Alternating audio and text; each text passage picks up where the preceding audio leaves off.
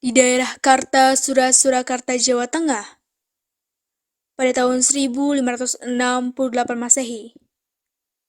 Jaka Tingkir mendirikan sebuah kerajaan Islam bernama Pajang. Jaka Tingkir adalah menantu Sultan Trenggono yang diberi kekuasaan di Pajang sebagai adipati. Pajang pada awalnya merupakan daerah bawahan Kerajaan Demak. Ketika Kerajaan Demak runtuh, Jaka Tingkir menyingkirkan rajanya yaitu Arya Penangsang dan memindahkan pusat pemerintahan dari Demak ke Pajang. Jaka Tingkir memerintah Kerajaan Pajang dari tahun 1549 sampai dengan 1582. Jaka Tingkir naik tahta dengan gelar Sultan Hadiwijaya. Di bawah Sultan Hadiwijaya, Pajang mengalami masa keemasan. Ia memperluas kekuasaannya ke arah timur sampai Madiun. Kesultanan Pajang memiliki daerah kekuasaan seperti Pajang, Madiun, Mataram, Pati, Prawata atau Demak, Kalinyamat atau Jepara, dan Jipang atau Bojonegoro. Pajang dikenal memiliki lumbung padi yang besar karena memiliki sistem irigasi yang baik.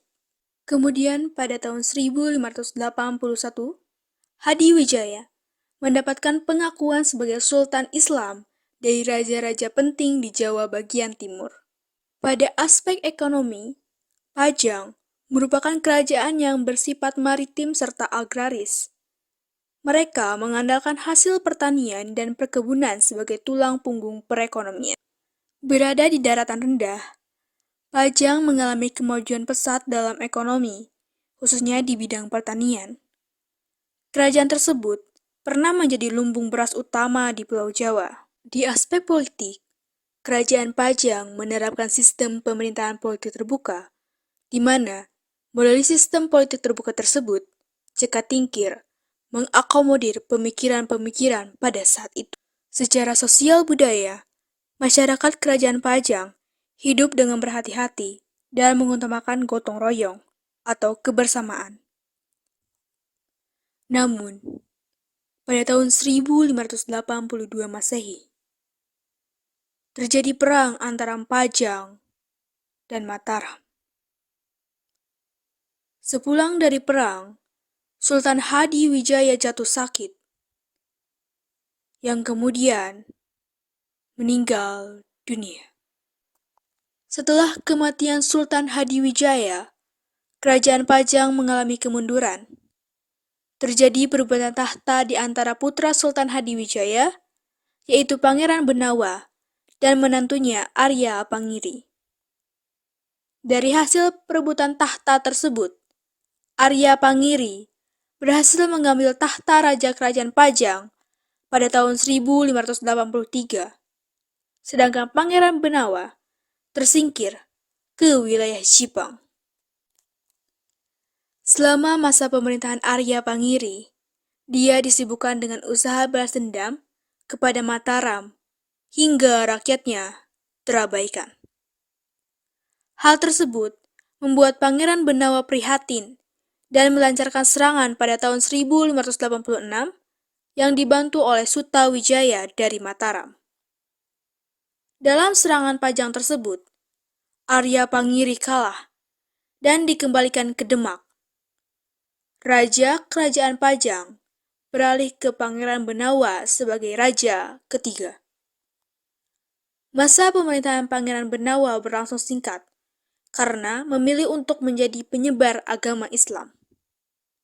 Kemudian, pada tahun 1587 Masehi, kekuasaannya pun berakhir dan digantikan oleh putranya.